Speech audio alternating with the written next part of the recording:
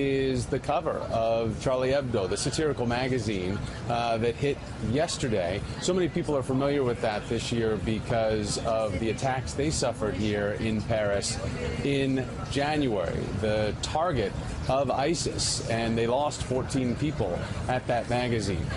Chris Hayes is here. He has been taking a look at this angle. And Chris, I think for a lot of people seeing that cover, it was shocking, it's provocative. But for those that are familiar with Charlie Hebdo, it would be hypocritical of them not to do something. Perfectly in line. I mean, the cover is, a Frenchman sipping champagne with champagne pouring out of bullet holes and saying, they have guns, but screw it, we have champagne. And, today I got an opportunity to go to talk to Caroline Forest, who was a writer with Charlie Hebdo, and she has become a very outspoken writer and critic, a very intense opponent of Islamic extremism and intense opponent of the far right. And I asked her a little bit about what she saw now for France at this political crossroads in the wake of not only Charlie Hebdo, but now these attacks on Paris. This is what she said. We have to do something. We cannot just say,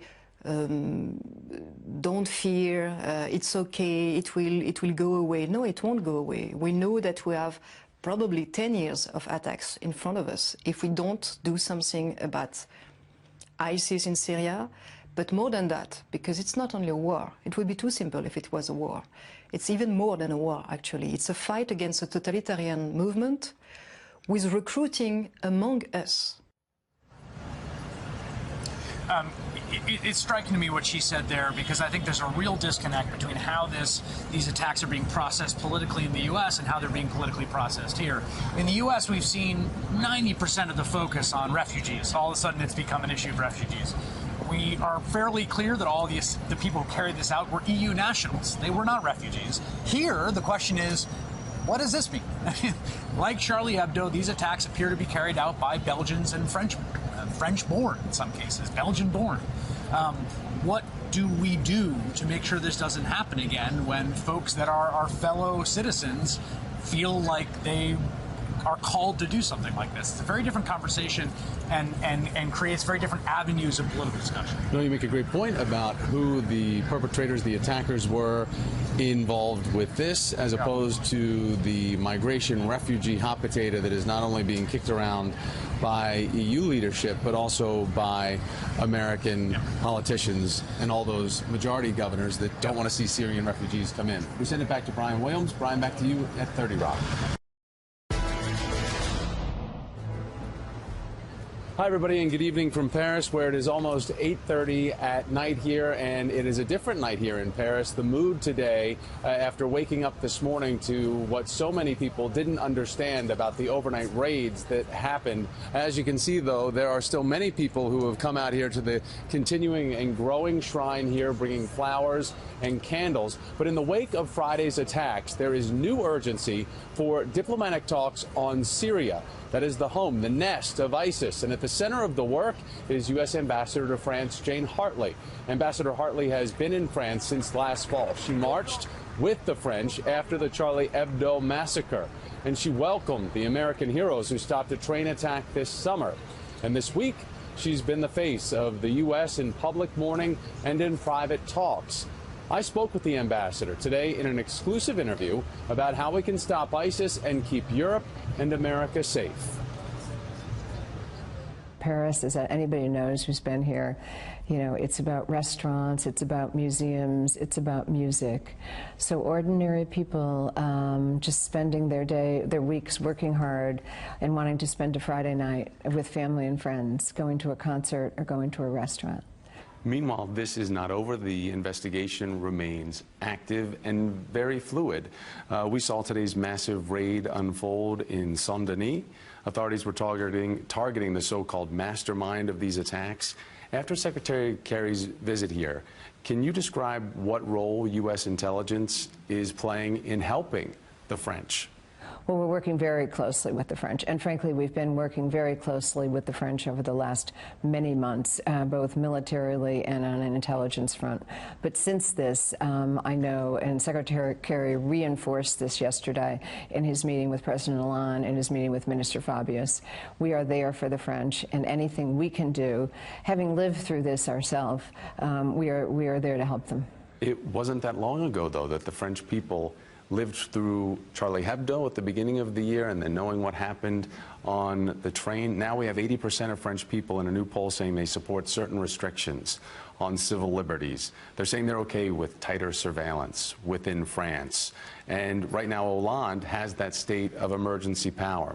Based on what you know about the French people and whether or not you think they feel vulnerable, is it a natural reaction for them to want to have that tighter security, and is there a potential compromise that they're willing to give up for civil liberties for stricter surveillance and security?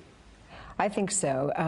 You know, I'm a New Yorker. I was in New York after 9/11, and I think it was something we had to grapple with. I think the federal government had to grapple with it. I think New York City had to grapple with it. And it's always a balance between security and privacy.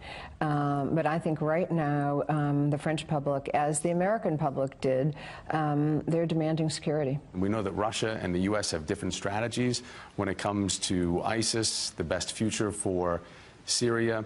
How fluid is policy for an allied common strategy against ISIS?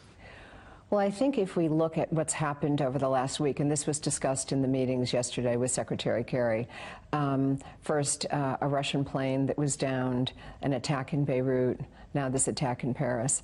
I think what we are all coming to the conclusion is, you know, terrorists don't know any borders. This is not about France. This is not about one country. All of us have to work together to defeat this terrible threat of terrorism. When it comes to saying that and working together, do you think that Russia is a viable partner for the U.S., given that Putin would prefer to keep Syrian President Bashar al-Assad in power? I think the priority, and our president has said this time and time again, the priority is defeating ISIL. And after what we've seen over the last couple of weeks, I think that priority is even more important. If Russia is willing to fight ISIL, I think we would welcome it. So in doing that and defeating ISIS, the White House has said that it cannot be destroyed with boots on the ground alone, that only a diplomatic solution in Syria will finally defeat them. But given the strength of ISIS right now, how does diplomacy work? Well, I think we've said from the very beginning that we have to have a political solution in Syria. And my guess is other countries that have been involved, including Russia, are coming to that very same conclusion. We have to have a stable government in Syria where people can live in a regime that they respect. And I don't think that includes having a President Assad. And my thanks to Ambassador Hartley for inviting us and allowing us to ask her a lot of pressing questions. Brian, it was very interesting in having this conversation with her today, especially since Secretary Kerry had just left. And there are many questions about what the policy of the U.S. is going to be, especially since President Hollande travels to the United States on November the 24th to meet with President Obama. And then just 2 days later after that, on to Moscow to see President Putin. Yeah, a lot of eyes on that visit by the French president. Some people were frankly surprised that this close to the domestic crisis he's dealing with, but it also is a very high visibility trip that makes sense in terms of allies, once and future allies. Thomas Roberts, thank you for sharing that interview with us from Paris. Our coverage will take another break. We'll be right back.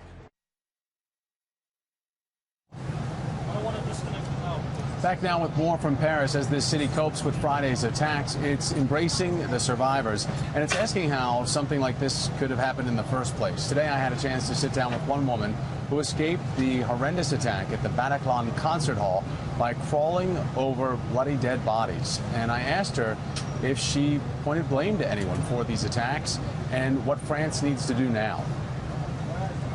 Right now I'm very angry about the government. It's and like, why is that? Why are you angry at the government? Do you not think that President Hollande is doing enough? no. is doing nothing. I'm very, very, very angry about his policy because he didn't manage to protect us. When you see what's happening right now, you can see that it's crazy because we need to be safe. We need security, you know. So no, I don't think he's doing enough. Actually, I think he's doing nothing. They closed the frontiers. I think it's a good thing because with I heard on the news that some of the migrants were some terrorists were infiltrated among the migrants, you know, and well, I understand that some people need helps in those countries, but I don't think that it's our job, you know, to welcome all the misery in the world. And like, I don't feel safe if I think that among those migrants there is some terrorists that can attack us. That is very frightening me. The fact that the frontiers are open and that everybody can come and shoot us, that is scaring me. That is part of Lulesco's story. She's only 26 years old. Her boyfriend, Hans, was shot 3 times at the Bataclan. He survived, and he's currently in the hospital. But a lot of people that I've spoken with, they feel the same way.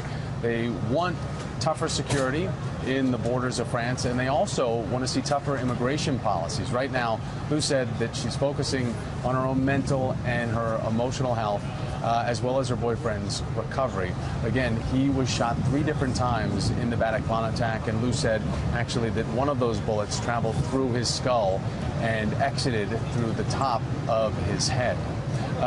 We look at this from a lot of different angles when talking about the Syrian refugee crisis, and the attitudes here within France are one thing, and we're seeing different attitudes domestically at home, where a majority of Republican governors now, mixed with Democrats as well, don't want to accept Syrian migrants. Now, certain critics are saying that they bring with them too much risk, the risk of a sleeper cell. Others in France are saying, no, it would be immoral to turn their back on them. We have to help them. For a look at what the refugees themselves are having to say about that, I'm joined again this evening by Jake Wallace-Simons with the Daily Mail. And Jake, I know you spend a lot of time with refugees, with people that have been suffering, and part of the migration crisis. What do they say about this, the reaction?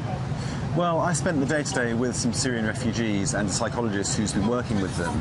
And what I found is quite extraordinary, that many of them feel a sense of guilt about the terror attacks because they know that 2 of the terrorists slipped into Europe by masquerading as refugees, and they have taken that on themselves and feel guilty for it. In fact, one of them said that he feels like he drove a taxi into Europe with terrorists sitting in the back. And that's pretty powerful stuff, and it's pretty unexpected as well. So when we talk about what's happening with the debate on whether to accept them in the United States, and certain people I've spoken to here in France, they're very critical of President Hollande.